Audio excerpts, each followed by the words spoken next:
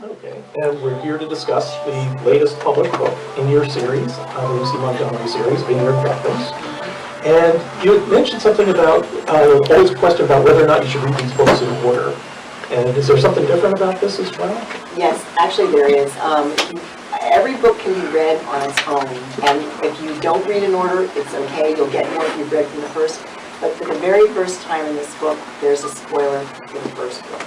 And it just worked out. And I thought about it for a long time when I was writing. I didn't know if I wanted to, what I wanted to do, but it just worked so well for the plot. And the first book came out, I think, in 2005, and this is 2018, so I figured it was kind of okay to do it. But I usually try not to spoil for the other books, and I haven't done it in the one I just finished either. So.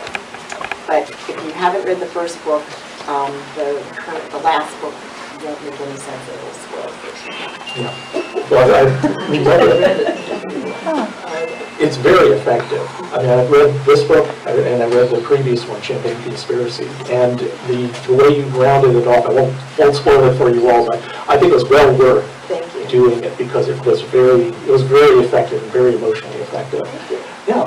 Now you had said before when we were talking that previously that you had taken a break for a while and then resumed the series. Can you go into why you decided to return to Lucy? How many of you have heard me? Who has not heard me before?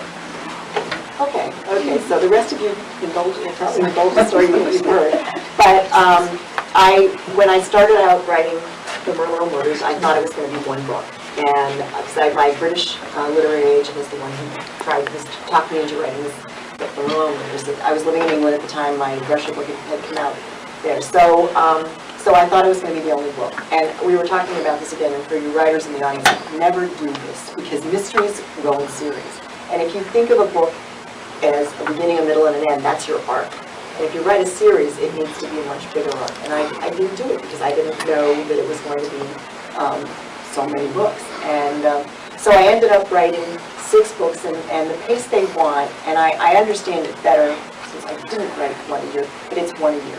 And it's a tough pace because you're writing one, you're promoting one, and you have one, what's called in production, is going through the publishing house. In fact, the editor sends you revisions or sends you comments, and then you do the revisions, and then the copy editor sends you all the corrections, and you do those, and then they print it out as galleys, and then you keep correcting it. So there's a lot of work for the book that's going to be coming out in November that I'm doing now, and I'm trying to write a book, and I'm here promoting this one. So I'm way ahead of you guys mentally, and I had to go back and read the cover for the plot so that I could remember my plot. But it gets pretty tough. So I took after 6. I told my agent and my editor at Scrivener, I said, I'm done. I just need a break. It was harder and harder to write the books and be honest to my readers, who are wonderful people. And I kept painting myself into a smaller and smaller corner. And as I've said for those of you who've heard it, by the time you got to book 6, you already knew who didn't have it. Because you knew there were certain people who just weren't gonna, Lucy's still gonna be there, and Quinn. And so it became, you don't want to create like a vast set of new characters just to try to confuse people, which, who of the new people could have done it, because that gets confusing. So I just said, let me stop. So I wrote 2 other books in the Sophie Medina books in the wine series.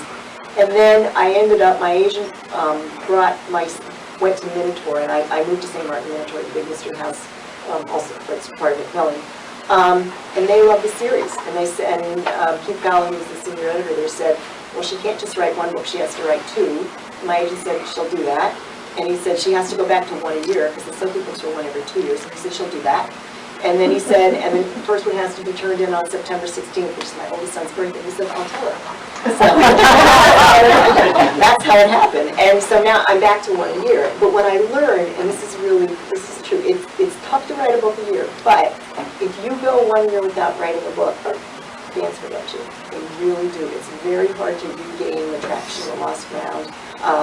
If you come out on a different, if you change your schedule around so much that you have a different pub month, no one's looking for you then. It's a lot harder than I thought to, it's great for writing the book because you get more time, but you really need to write a book a year to stay, sort of in the series and because people are just expecting the next book. Well, it sounds like also you've made a really big return, because looking at the reviews online at Amazon and seeing you're getting more attention from the major outlets, and as a matter of fact, Vineyard Victims was nominated for a Mary Higgins Clark Award.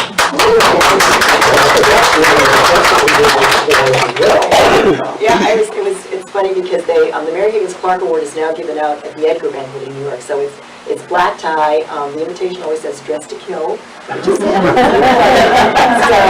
And I've gone in the past because I've been an Edgar judge, and I've chaired some committees, but I've never gone as a nominee. So Minatory's invited my husband and me to be their guests, so we're going to go up to New York, and he's going to wear his tuxedo and get all dressed up. So it'll be a lot of fun. So we're really. I don't think I won. I don't. But, the other nominees are amazing. They're very strong. Yeah. Hallie Ephron is one of those. Hallie Ephron, who's a friend of mine, has been nominated 5 times, and she said she's the Susan Lucci. And she said, we were running back and forth, and she never said, "It's my turn," but and like, come on. We all think it's our turn, even when we're not nominated. I should have gotten that one. I'm the only one from Minnesota who got nominated for anything. But when the Edgar announcement came out, it's an email, and I was sitting with my husband, and I said, "Oh, let me see who among my friends got nominated so I can congratulate them." And I got all the way down to the end, and I said, "Me." It was real, and I didn't know. And Donna Andrews, who some of you know, she's my upper-street neighbor, and we're in a critique group together. She's the executive vice president of Mystery Writers of America. So she called me and she said, and I said, "Did you know?" Because she was just up in New York for the annual meeting of all the new members of the board of directors. She said, "No, they didn't even tell us." So I think they figured like 19 people were glad. So she didn't know, and the only people who know, I don't know if you know the way the Edgars work, but you're judged by your peers. And so you pick a particular category. If you're a judge, you read everything that's submitted in that category. So I've done Best Short Story twice and Best Critical Not Biographical once. And you just spend a year reading. You just read and read and read. And then you discuss among yourselves. It's a panel of 5, 1 chair and 4 members.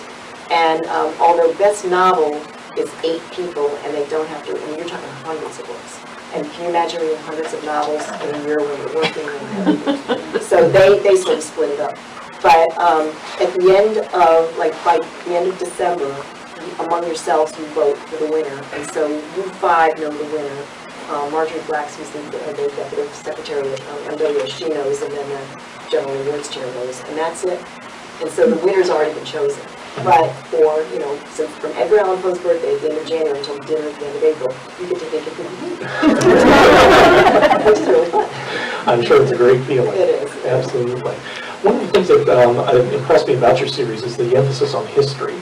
Not only for the characters, some of your stories go back to what characters did 30 years ago, but also you bring back, I loved in the Champagne Conspiracy, bringing in the 1920s and Warren Harding and Prohibition. I've been reading up a lot on that era, so that was a particular pleasure for me. What does history mean to you, as in general? Well, I was a political science major, and history always fascinates me. But once I realized I was going to write 6 books, 6 books about, 4 books about wine. That just wasn't enough. I mean, how many times are you going to write about bringing in, the grapes and harvest? I mean, it gets old. And so, in the first book did have some history of the whole history of Thomas Jefferson, who was the first wine geek, really wanted America to have a wine industry, so we drew 28 different kinds of grapes at Monticello. And I wove that into the story. Plus, where we live in Virginia, it's also called Mosby Heritage Area, so Colonel John Singleton Mosby was called the Grey Ghost of the Civil War. He used to attack the Union, he'd attack soldiers, he'd attack their wagons, and he'd attack their trains, and they just, it was like, but, so that's, the Mosby area is woven right through, geographically where the books are set. So that had all that history. And then I started thinking, I have to like the book too. I have to be really invested in it because it's 1 year of my life that I'm spending this time. And I thought, well, if I'm going to write something that interests me, it's going to end up having history. And there is so much to choose from. I mean, everything from Civil War reenactment. This one was about Prohibition. The one I just finished is about Underground Railroad. And the one I'm starting is going to be about the Masons. I mean, there's a lot of history, early history in Virginia Falls. So I live in probably I was talking to Mary Higgins Clark's editor the other day, because I'm writing a blog about that for Criminal Element for the growing blog. And he said, I'm half Hungarian, and he said, I used to think Hungary is a country that has too much history for its geographical border. And he said, Virginia is a state that has too much history. And so, you know, I'm just really lucky. Mm-hmm. So I think there'll always be some history in the book. Mm-hmm. Yeah, well, that's a fascinating element as well that you can bring in and play with, depending on where your story is going. Trying to tie them together, though, I mean, there have been times it's like, how am I going to do this? You know? And I've got this, and this. But I'll tell you what's become very interesting now, and next week I'm down in Charlottesville for the Virginia Book Festival, and if any of you live nearby or close enough to drive, that is a free festival. Go online, most of it, and look at some of the events. They've got some fabulous people coming. The whole notion, I mean, I'm from Boston, so I'm a New Englander, but I really started to get steeped in sort of the South and Virginia. I mean, Northern Virginia, where I live, is definitely it's suburban Washington, D.C., but you get further south and there are Confederate flags, and, you know, it's Richmond was the capital of the South. So we went through this whole debate after what happened in Charlottesville about the monuments and, you know, and the highway. And Lucy's family owned slaves, and I had put that in a previous book. So it's really getting interesting to sort of wrestle with the history of Virginia, and I don't even know how I feel about it. I mean, I was talking to somebody, there's a Quaker storyline in my book, and there's a Quaker meeting house out in a pretty little town called Lincoln, Virginia. And I was sitting in the meeting house with this historian who was working with me, or helping me, and we started talking about, you know, what do? Do you tear down the Confederate statue in front of the courthouse in Williamsburg? I mean, it was there, you know, a couple weeks ago when I had lunch. Do we not celebrate, you know, Lee Jackson Day anymore, which is a holiday in Virginia? Do we rename Lee Highway? And what do we do? And so we started getting into like Nazi Germany and what do you, and the Soviet Union and Stalin. And I don't know. I really don't know. It's going to be something that I'm going to probably wrestle with going forward in the books. That would make it very fascinating as well. Yeah. But the one thing, Juanita Swedenborg, who was the winemaker who helped me for the earliest book before she passed away, there was something about fox hunting, and I'm not a fox hunter, and I have poor little cute fox, you know.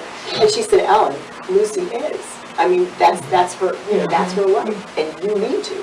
She needs to be somebody who not supports fox hunting, but Juanita used to let the Middleburg hunt ride through her vineyard, and there was one woman out in Upperville who was very wealthy. I think she owned Cisco Systems, and she's Sandy Lerner, and she just wouldn't let him ride through her property anymore. And she's got enough clout and enough money to be able to pull it off, but she was really, the town really gave her a hard time about it, because it's how we do things here. Mm-hmm. And so what do you do about that? Yeah, but that's also another function that can show up in your books, is you're showing us a way of living, a way of life, a way of thinking that is very different, that can be very different. Since, you know, I've only ridden a horse once and never rode after a fox. I'm scared of horses, yeah. There's also, like, Rita Mae Brown has a series, a fox hunting mystery series as well, and she is very unapologetic about it. She's I saw her at Christmas, yeah. Oh, dear. But yeah, she is at a book event, but she is very unapologetic about it. But for example, my books are set chronologically, and so I had that 5-year hiatus, and I had to figure out how I was going to do that with the Champagne Conspiracy, and I think I just moved the story ahead like 6 months. But so now, this book takes place in the spring. The one that's coming out takes place during harvest, and the one I'm going to start, I think it's going to be around November or December. So I went to something called Christmas in Middleburg this year, and if you ever want to go to something that's so charming and so uniquely Middleburg, what they do is they have Saturday morning, the Middleburg hunt with all the hounds rides through the entire village of Middleburg, and it is spectacular. And they finally had to put up barriers. People go out, you know, really, and you park in all the school parking lot. It's like a big field, you know. Nobody has that. It's not big. And they had to put barriers up so that kids wouldn't get out and sort of steal the hounds or anything like that. But one year they apparently, the hounds got loose and they went into this beautiful French china shop. And that was the end of it. So after that they put the barrier, you know, it's all coming out. But they said it was just, they just wreaked havoc in that china shop. So, but it's just so charming. I mean, it's such a wonderful place to write about. It just seems like it's so, I don't want to say artificial as a derogatory phrase, but you look at it and go, this really exists? This really does. It's just this very beautiful, horsey, tweedy town. That's just, and they work very hard to keep it, there's no big, there's a Safeway, and they can see we having a Safeway, but everything else, it's just, it's nothing in Middleburg. It's just the one, the main street that goes right through the town, and one stoplight, and that's it. Well, it's a lot like when I visited Charlottesville a long time back, and you go into the downtown area, and you talk to the people, and you see Jefferson. It's sort of like Hershey, where I live now, where it's almost like Milton Hershey is not really gone. He's just gone out to get us some cigarettes and a water stick. Back in a moment. Yeah. And I get the same impression with the central part of Charlottesville, where Jefferson's presence is so big, and that plays a role in vineyard victims as well, because if there's an event that takes place 30 years before in Charlottesville. So you talked about the old quad, I'm going to get the terms wrong, but the student housing there, the oldest section. Just went out of my head too. Yeah. But it's beautiful. Thomas Jefferson designed it. It's called. Is anyone? It's the quad. The quad? Yes, it's quad, and there's student rooms that were like from the founding of the university, and they're very highly sought after. One of them is, Edgar Allan Poe was there before he got ejected. They have fireplaces, so there's always logs stacked out there. It's really charming. It's beautiful. It's a beautiful campus. So you had to do research there for vineyard victims as well as on Norton grapes I'm down as well? I'm down there a lot, actually, because I'm on the advisory board of the Virginia Book Festival, and two of my kids were working at UVA, so we'll see lots of trips down there over the years. But, but even the two of the subjects that are in this book, the first one was about a presidential candidate who owned a vineyard in Virginia and lost. And there are a lot of famous people who own vineyards all over the place, in Virginia, in California. But, I got the idea before Donald Trump even thought he would run. And so I wrote the book. And of course, in my book, he dies. And it's, and he's won, and he's a love philanthropist anyway. So I had that, once Donald Trump started winning, I had to kind of make sure my guy was totally different.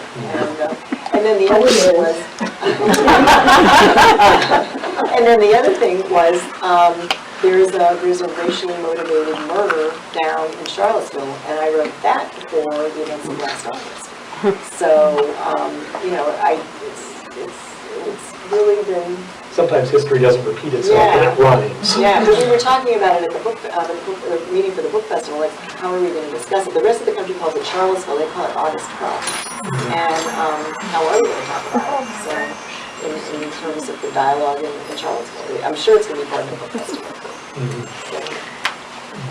Okay, but as far as this book, was there any other research that you had to do? Because you've gone back to like the history of winemaking in Virginia, and you have an old bottle of wine that's been rescued, and people are actually given a chance to drink it. Right. And I always wondered about that. Does a bottle of wine actually taste good, or in general? Have you research ever talked about that? It's funny because this bottle of wine was shipwrecked off the coast of North Carolina, but I've talked to a number of people who said if it's not too far out into deep water, it's not going to be cold enough to remain. But I mean, they found bottles on the Titanic and all kinds of places. You can drink that wine, and it's gorgeous. It's been completely preserved. It's been dark. It's been cold. And as long as nothing seeped in, you've got good wine. But it was actually a bottle of wine that was taken off a shipwreck that was sort of where mine is. And it looked like bilge water. I mean, it was really ugly. They opened it at a food festival or something, and it was gray. No, it was full of sludge, and they didn't drink it. But the other thing is that, and I've written about this before, the thing about buying a bottle of wine where you don't, you think it's somebody famous owned it, are you going to drink it? Are you, so you're going to look at it, and as far as you're concerned, it could be food coloring there, but you're never going to know. So, and that's what they rely on. There's a lot of that stuff that goes on. A lot of fraud? Oh, it's huge. Yeah, huge. I mean, and the other thing is even so, well, what if you say I've got a bottle of 1829, I don't know, Bordeaux or something like that. Well, what if it's 1845? it's not 1829, which is a big, I mean, you know, and then they also, when the wine starts evaporating, which it does naturally, there are people who will sort of remove the cork and top it off so that it's still got wine. And so at what point do you have what, you know, what are you doing? So it's very, and how do you know? Who's going to be around from 1829 who's going to say, nope, didn't taste like that?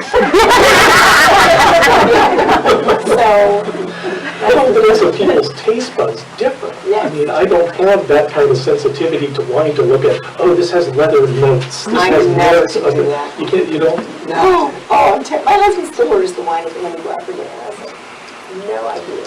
I think I've told this story here before, but when the winemaker who's been my advisor now for the past 10 years, 11 years since Juanita passed away, Rick Tagg, took me to something called the Winemakers Roundtable in like Delaplane. Has anybody heard this story before?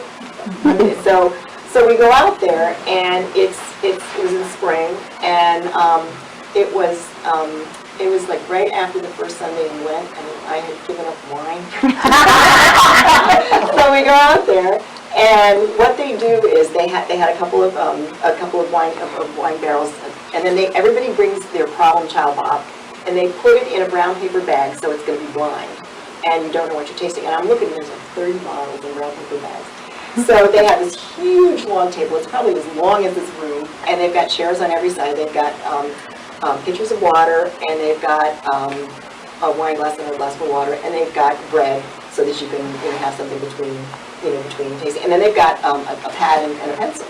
So what they do is everybody gets the wine, and then you're supposed to comment on it. And I mean, what am I going to say? So they introduce themselves, and they're all these big winemakers from all over Northern Virginia. And they get to me, it's like, I'm the writer, you know. So, I mean, and they're all saying, well, the malolactic fermentation is. And I said, like, it tastes good. I mean, I have no clue. So what matters? It is. So Rick said to me, do not swallow, or you'll be drunk before you get in your car. So, and then we finished like all 32 bottles, and they said we should do it again. So we did it again. And I get home, I go home, and Andy comes home from work, and he goes, what did you do today? I said, I had 64 glasses of wine. And I gave her for I just remember thinking, no idea what to say. And I really, and he tried so hard to teach me all these things about the yeast and all this other stuff. That sort of sounds a lot like the research I've done, where I sort of know just enough to, I've come across something I need to research for a book, and I just look it up and know just enough to say, okay, talk about this, and that part will look good, but don't ask me about the big picture. Yeah. Don't ask me about the whole process. I know. Now, you've also mentioned, at the back of your books, you also give thanks to a lot of people who've helped you, and you have a critique group as well, and some of them, I particularly remember John Gilstrap, because when I was reviewing books in York, South Carolina, that's a small town outside of Charlotte, North Carolina, he came to the local college bookstore and actually gave an interview, and he was so great. He is, he's really great. Review out of it. I've always been a fan of him ever since. Oh, I'll tell you. I've been a member of 2 different critique groups. We always called it the girls group, and we met at the house of one of the women in McLean. There were 8 of us, and we met for, I think, about 10 years. And our kids grew up, and people got married, and people had babies and everything else. And it finally sort of disintegrated when 2 people moved, and it wasn't working. But we used to call, Peggy's house was on Rector Lane, and we weren't as good about when we met. So one of the women came up with the name, the Rector Lane Irregulars, to talk about how often we met. So we used to be called RLI, but it was really wonderful. We each read our own stuff, and then we critique it and help each other out, and sort of celebrate our successes. And it was a really good group, but it was too geographically spread out. There was somebody who worked at the CIA. She'd come straight from work, and then she had to get out to Leesburg. There was somebody who came from Maryland. There was somebody who came from DC, and it was too, in Washington, D.C., that kind of commute of rush hour, it really got harder and harder. So now I'm in this other group And we meet at John Gilstrap's house, and we all live very nearby. In fact, Donna Andrews is in the group, and Alan Orloff, and you guys know him. But the three of us could walk to each other's homes. So Alan just picks up Donna and me, and now we call it driving the Miss Daisies. So he takes us over.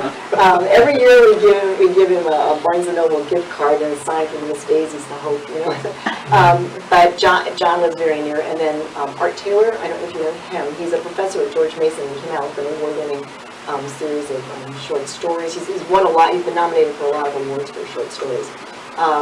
So Art comes up from George Mason, and we originally met in John's basement. So the next time we met, somebody said, ready to come to my house again, and Alan said, sure, I'd like to meet in John's rumpus room. and John's got a movie theater down there. I mean, he was a member of the the Screenwriters Guild.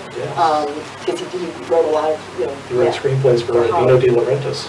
Yep, he did. So this isn't your average basement, but he called it the rumpus room. So now we're the rumpus writers. And the plural of rumpus, in case you want to know, is rumpi. So that's how we, dear rumpi, who's reading tonight? But we have met faithfully once a month. We've never missed for 9 years, and we were really glad. Yeah, we did a panel about your kind of monster, and we are so different. Donna Andrews writes very, very cozy mysteries with bird-themed titles, and John writes I know more about weapons after 9 years with John. And in the beginning, I was like, how is this going to work? Because when you think of those two ends of the spectrum, and the rest of us are in the middle. And now, 9 years later, John's going, I just love what Mother is doing. And Donna will ask him about guns and stuff. It's really funny. But you do help each other grow, and we know each other so well. What we say is trusted, and we value each other's comments and criticism, but we've been through a lot of books together. So I've got a really big shelf in my bookshelf that's full of their books, because that's the other thing. When anybody has a book coming out, you go in and there's a book. We all sit in the same place, of course. And there's a book on your seat that's signed to you, so we've done really well. Yeah, it is. Now, I know we're talking about vineyard victims now, but I know you've got another book coming out in November. Right, Harvest of Secrets. It's the next, it's the ninth in the series. Yes. Yeah, the ninth one in the series. I'm writing the 10th. So yeah, that will be out on November 6th, which once again is Election Day. So I probably won't do anything about the launch until the 7th. But I've already been invited here for Small Business Saturday. Yay! Absolutely, I've been looking forward to seeing that as well. So we are ready to take questions from the floor. If anyone has anything, comments, anything I've missed, I'd be happy to have Ellen fill in. Yes. I may have missed this part, but do you have to read your books in a certain order, or can you just pick one up and read it and not have to know previous characters? You can pick them up in any order you want, but the new book that came out is actually a spoiler for the first one. Okay. So, all right. Which I didn't, they was so long ago between the first and the last, I thought it would be okay, but it just worked out. But all right. And it's very worth it. It's very worthwhile to go ahead and read the first book then and this last one. The other thing is they're all available now, because Scribner went back and published the entire backlist of their 6 books with the original Scribner covers in trade paperback, which was just amazing. So you can get every single book in trade paperback, from the 6 from Scribner with the original jackets on them, and then the 2 from Minotaur.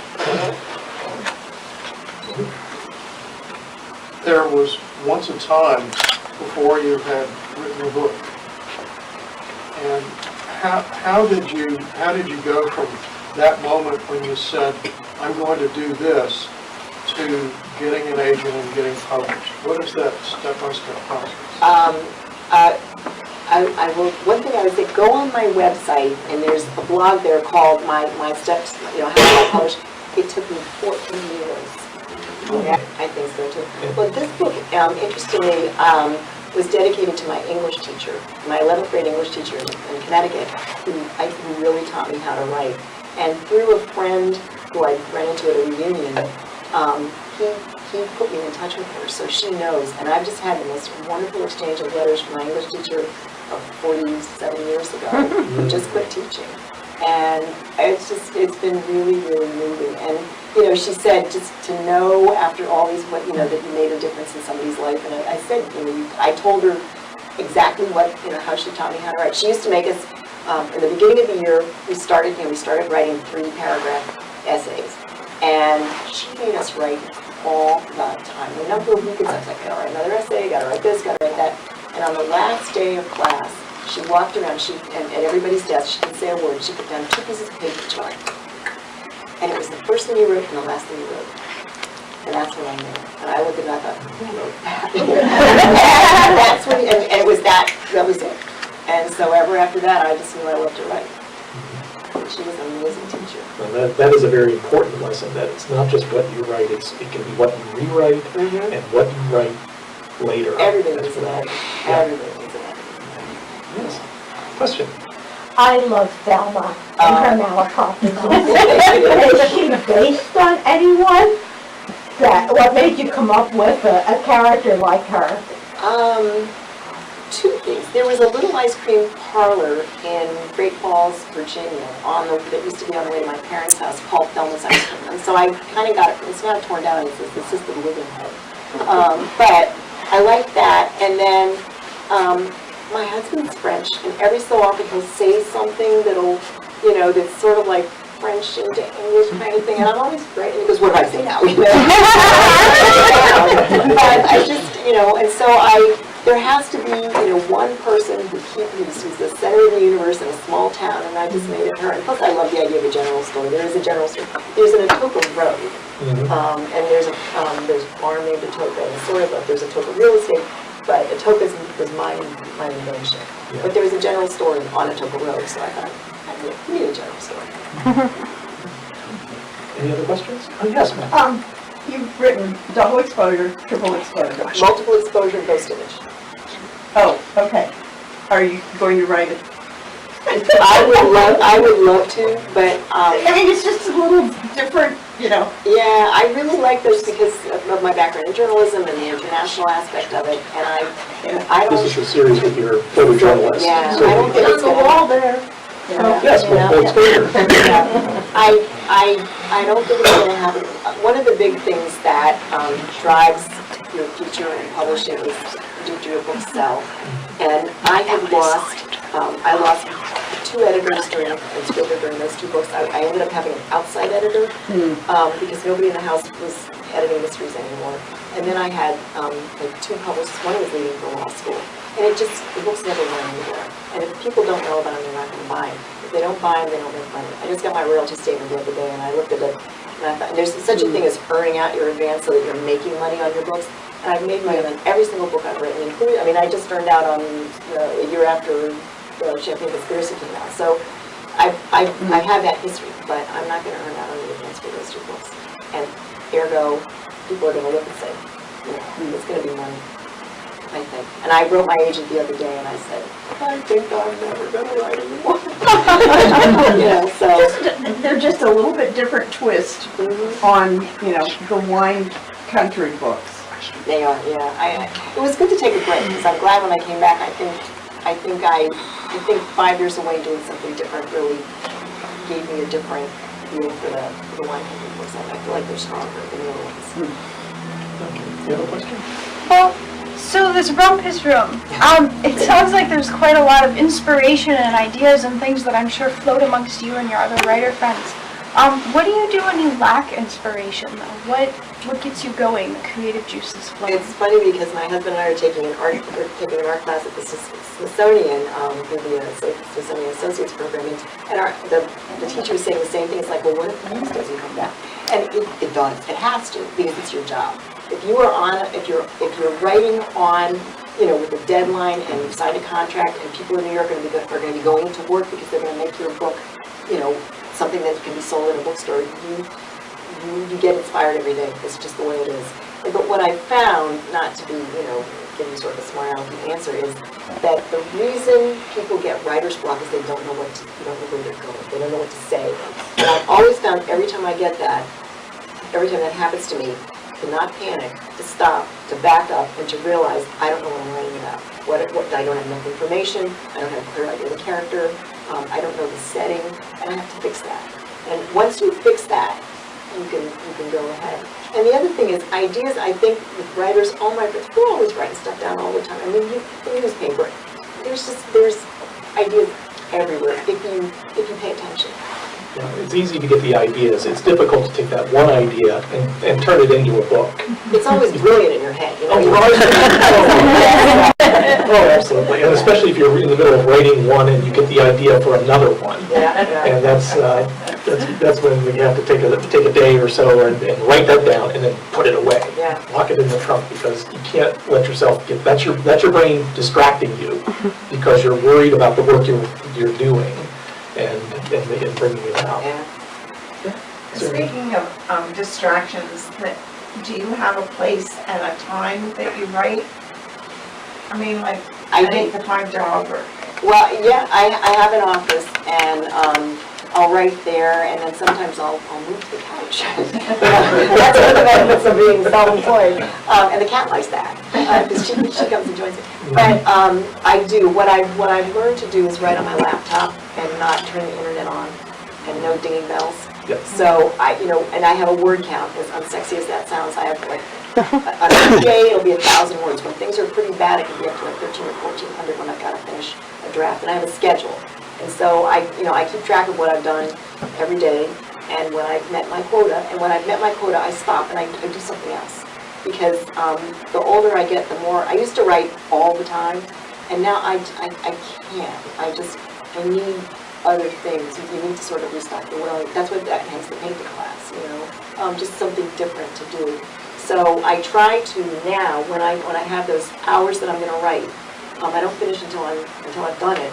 But it's all I do. It's like, oh, I'm going to get your 1,000 words done, so just go and do them. And I always say to my husband, I gotta go do my words. And that's kind of the way we say it. Well, this is just a comment, but I have a good friend who's in 3 book clubs with me, and she knows how many pages she has to read in every book. So it works the opposite for the reader sometimes. Yeah. If you really want to get through a book, and sometimes they go faster and sometimes they go slower. Well, I'm interviewing next week at the Virginia Book Festival. I was asked to be the moderator for the marketing interview, so I'm interviewing Attica Locke, Lindsay Fay, and Amy Stewart. So I've been getting into their books, and then I eventually want to read my fellow Americans Clark novels. Can you still read 3 at a time, or do you just don't run at a time? I'm usually too busy reading for my own books, and so no, I kind of go in order. Just a quick question.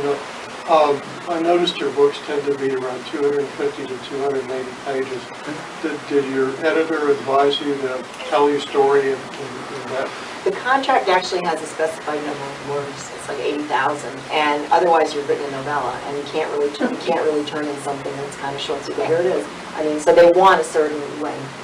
I think sometimes that I've seen the print get larger and smaller depending.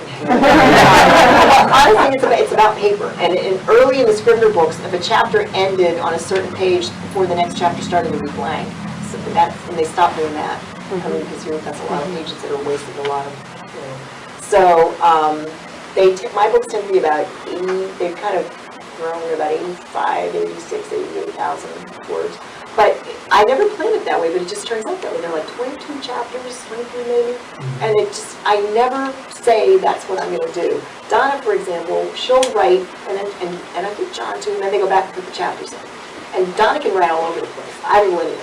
And John, every time he brings something to the critique group, it'll say page whatever, and it's like, is that really where we are in the book? And sometimes it is, and sometimes it isn't. But I'm linear. I'm really, it's got to go in order.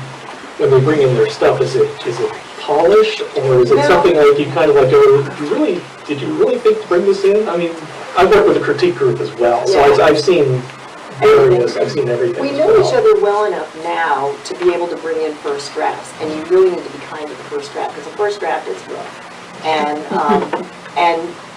but there'll be like a lot of things where people will bring in first drafts on purpose because it's like, are they going the right direction with this character, or would you believe this, or and we'll talk about something and we'll say, this is not a sympathetic character, or he's too much of a smart aleck, or she doesn't ever do anything. And John's comment always was, in the beginning, and now it resonates in my head, you read a chapter for John, and if nobody's killing anybody, nothing happens. You know? But I've learned not to write those chapters because nothing does happen. And in a mystery, you really gotta, go through, something has to happen all the time, or you stop turning pages. That's a good one, it's advice. Somebody must want something on every page, even if it's A just... glass of water, yeah. Yes, sir. Could you briefly describe the process you use to write the books, chapter outlines, character development? And everybody's process is different. Mine, a lot of my friends think I'm out of my mind, but mine is very sort of plotting and methodical. So I start by reading, I get some ideas. I've got I always have a notebook that I carry with me and I start writing, all of a sudden everything's like, when you're a hammer, everything's a nail. So all of a sudden, oh, use that, and I'll find something in the newspaper or I'll find something somewhere. So I collect my string in my book, go to the library. Like right now I've got 4 books checked out on Masons. And then I start looking online and I start kind of, figuring out what could happen and who might do what to whom and what the plots would be and the subplots would be. And then I learned this from a class I took from Robert McKee in London years ago, a lecture series on story structure, which is about movies, basically movies. But every movie has a scene. So my books now, I do scenes, and I have to have a scene, and I just do it on a spreadsheet. And I'll have the chapter, I'll have the date, sometimes I have the time. It'll be like night or midnight. It's not like 2 o'clock or something, unless it's germane to the plot. And then I have one line of what happens. And when I get to a certain point, it'll be obvious where the next chapter will start. And I keep going. And if at the end of the day my writing doesn't match what's on my outline, I go back and fix the outline of the book because it'll go in a different direction. And it just, I keep adding to it. And then sometimes to help myself, I'll fill a cult, make one of the lines like yellow or something, because I can see where the big action is and is it the right place. So it's very structured, and then I have my quota. So I write drafts. So my schedule is usually try to get a first draft done in the first 3 months, which means like organizing it, reading for it, kind of outlining it very roughly, putting something on paper. And then I have 3 months for another draft, and then I have 3 months for the next draft. And then I turn it in and then we go from there. Do you have a notebook of ideas for future plots that you have stuff that, possibilities that are just something that... No, I mean, I have some ideas, I'll write things down, but I generally find that as I'm coming to the end of a book, then the idea for the next one sort of germinates and it just kind of pops up. I mean, I was at a book signing event at a winery in October, and this man came up to me and said, have you ever written about the Masons? And I said, no. And he said, if you want to, here's my card. And I thought, that's a good idea. And I'm writing about the Masons. Yes, ma'am. The book about the Masons, if it won't be a spoiler, I'm going to ask a question, okay? I have the very so it won't be as well. That's what we want to know. Is it going to be based around the Mason book? Will it be based around the Templar? I don't know, actually. Okay. I don't know. I'm thinking not. I mean, it's got to stay in the wine industry, and I think not. Okay. And there's all kinds of rumors and everything about it. I mean, whether I get back into the fact that they're connected or I don't know. I think that's James Rollins' area. He'll send agents after you. Yeah, Dan Brown. Who's the other one that did it? Steve Berry. Dave Berry. You can invite Dan to come be a guest at your writing group. Yeah. He's actually a friend of mine, and he said I knew him before he was Dan Brown. I got a review copy of his first book, which was about the coding. It was a code thing, and looked at it, looked through it, and thought, oh, I wonder if he'll ever do anything big. Brush with greatness. Never heard from him again. Let's see, any other questions? Comments? I think then... If I could ask one thing, could you just say that again? You had your outline, and you've written, and if you go back and look at your outline, and you I fix the outline, never the text. If the text goes in a different direction, if all of a sudden somebody says something Okay, I misheard it then, because I was surprised. Okay. You know, I go back, but the thing is that I keep those outlines because 1 year later, and especially Scrivener, who are like, they are like the New Yorker in terms of being very zealous in their corrections, which I love. She'll say, well, was that on a Tuesday, or was it at night? And, you know, it was raining, when did it stop raining? And if I can't go back and pinpoint what happened on what day, we could for something they call, it's called continuation, or whatever it is. Continuity. Yeah, continuity. Whatever. You know what I mean. I do. That you need to know where things happen. I think I told a story here, but there was one time where the copy editor called and she said, Ellen, you've got them at the courthouse, and isn't that Memorial Day? And I looked and I was like, and I had changed the book, but I forgot to change the outline, so I didn't realize it, and I said, they made an exception. What are you going to do? So I had to put a line that's like, well, I know it's Memorial Day, but the judge said it. Yeah. Thank you. The power of the pen. It's my book. Absolutely. You want to wrap it up? Yes. Thank everybody. Oh, yes, thank you. Somebody has to write that script. Somebody has. Thank you all for showing up. We really appreciate your presence here. You make our job possible. Absolutely. Thank you.